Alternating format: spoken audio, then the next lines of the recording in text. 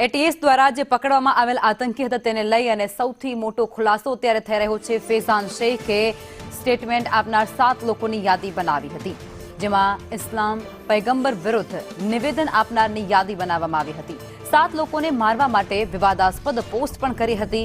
યાદીમાં અભિષેક ઠાકુર, દક્ષ ચૌધરી, યુધિ રાણાના નામ સામેલ છે। આ ઉપરાંત ગૌરવ રાજપૂત, ડોક્ટર પ્રકાશ અક્કુ પંડિત અને વિક્રાંતના નામ પણ સામેલ છે। દુનિયા જોતી રહે તેવી રીતે તેમને મારવાનો ઉલ્લેખ પણ કરવામાં આવ્યો।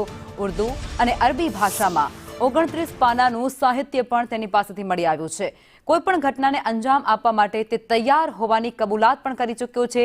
એટીએસે ફૈઝાનના ફોનની વિગતોની તપાસ પણ હાથ ધરી છે।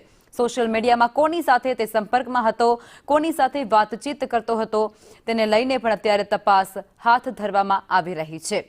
ગુજરાત એટીએસને મોટી સફળતા મળી છે અને એક આતંકીને ઝડપી પાડ્યો, જેને લઈ અને તપાસ પણ હાથ ધરવામાં આવી। આરોપી પાસેથી રિવોલ્વર અને 6 જેટલા કારતૂસ પણ મળી આવ્યા હતા અને સોશિયલ મીડિયામાં વિડીયો અને જે ચેટ છે તે પણ તેના દ્વારા કરવામાં આવી હતી અને તેને જ લઈ અને હવે તે કોની સાથે વાતચીત કરતો હતો, કોની સાથે સંપર્કમાં હતો, તે તમામ બાબતોને લઈ અને તપાસ હાથ ધરાઈ છે।